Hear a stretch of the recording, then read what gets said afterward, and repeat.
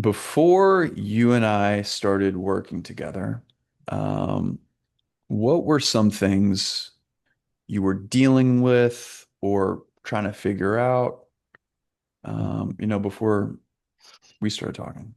Yeah, the stuff that was top of mind was definitely, well, let's see, how would I frame that concisely? Because it's both,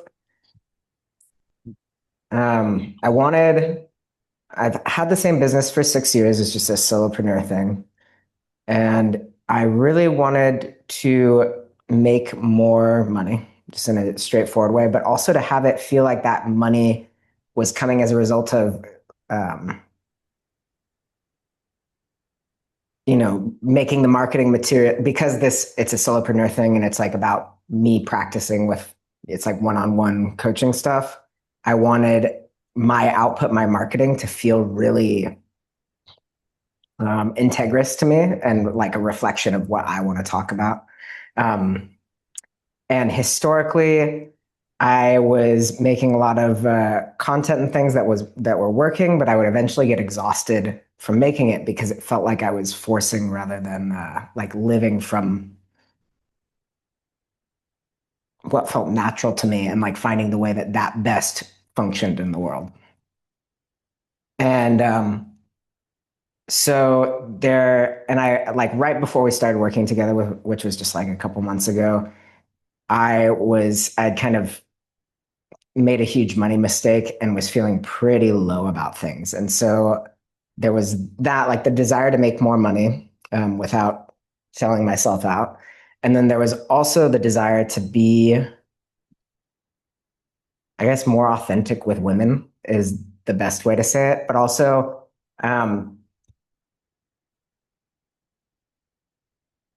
for that authenticity to feel like, I don't know, because I'm not sure. I don't think that my shyness is necessarily authentic, right? It's like, even though that's been a way that I have been my whole life, um, I feel like the ways that I pull my punches or don't assert myself or whatever it is are not my authentic way of being in the world. And so, yeah, there was just a lot of frustration around work and expressing myself there in a way that is effective in the world and around dating and women and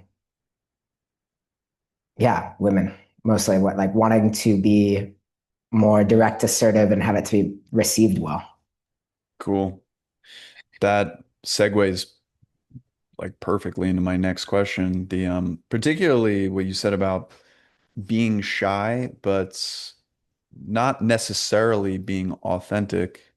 Um, what have you seen about yourself or realized about yourself through this work that you might not have seen or realized before? Well, the depth at which I suppressed my anger su- surprised me. Not because I didn't know that about myself, but because I've done so much work. Um, First of all, like trying to even start to feel my anger, which was totally alienated from me, and then express it in the world. Like this is a decade long piece of work, and so the ways that we, the things we uncovered were not conscious to me. These were not available to me. I was not, I didn't, even though I was seeing this suppression's consequences in my life and the ways that I was inhibited, I didn't identify those inhibitions as being the result of suppressed anger. Um, can you speak more to the consequences of suppressed anger? And the Yeah. reason I say that is so many guys look at anger as this thing they need to avoid, they need to hold back, they need to suppress, they need to bite their tongue on because it's bad, because it's wrong. And what's been really cool about working with you is you can see, you're starting to realize how all of that behavior is dysfunctional and not functional. Yeah. It's like, it's really sad. actually. So let me think through the list.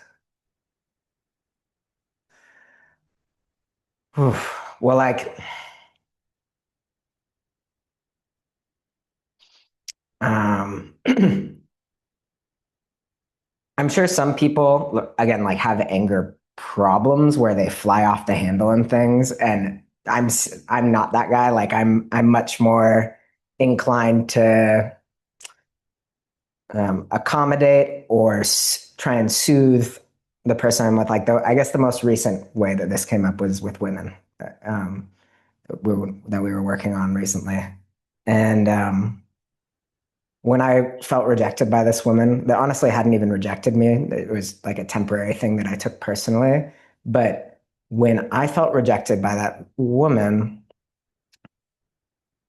I was clearly angry, like it was bubbling up in different ways in the movement. And you were inviting me just to let that feeling complete. And you were like, she's not even here. You can just let the feeling be what the feeling is. She's not going to be hurt.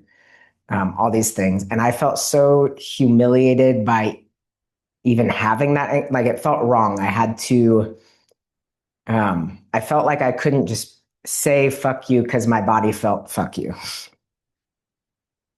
And this one was just last week. And so I'm actually really excited to reapproach this because I watched our video back and I could see the ways that I was pulling punches. It's like I had the energy. Finally, I had the energy of fuck you, but on like get out of here, like get away was the language that I allowed myself to say. And immediately after, um, I even said that, which was like a half measure. Immediately after that, I suddenly felt this like impulse to kind of pull energy toward. There was this feeling that I was being nourished all of a sudden and supported.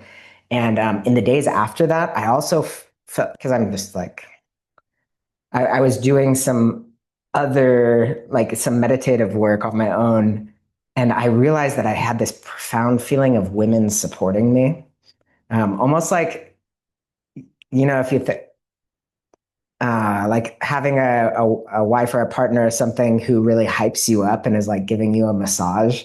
I just got this the next day, I got this overwhelming feeling of like someone I love doing that for me. And it was actually, yeah, it was in relation to drinking this type of tea that's like supposed to be a meditation on this. And the last time I drank that tea, I felt incredible bitterness toward women and like resentment and profound rejection.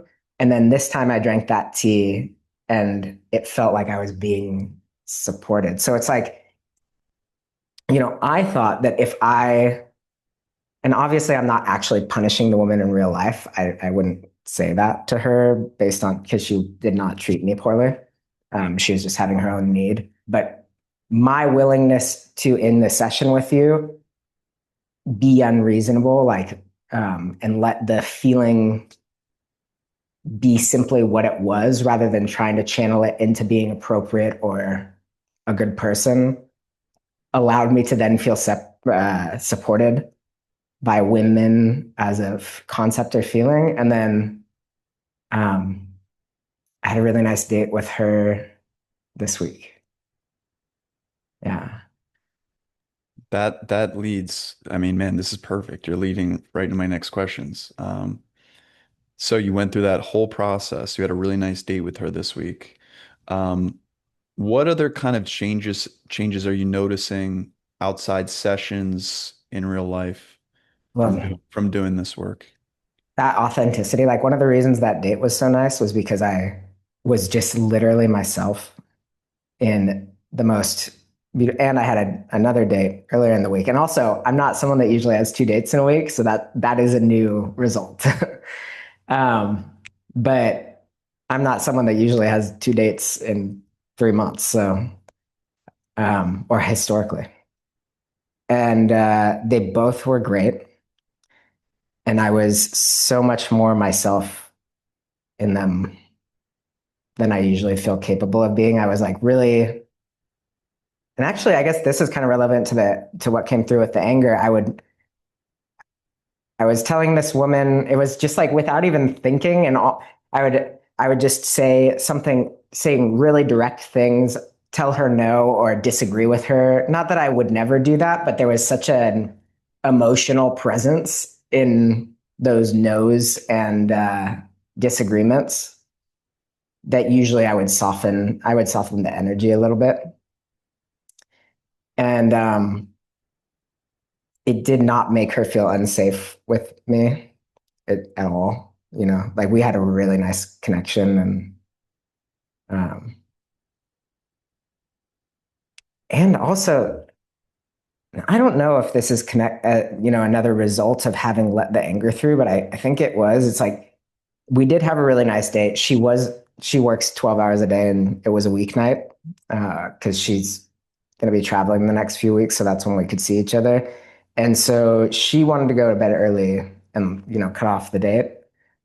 And even in that, I didn't cap the feelings I had about it, but I also didn't blame it on her at all. And I think it went really well. Um, yeah, you know what I mean? It's like I didn't, Totally. yeah. So, Very cool. It's so funny. The things we're afraid of when we go into them, they turn out so differently than we think. yeah. Um, Yeah. Well, and awesome.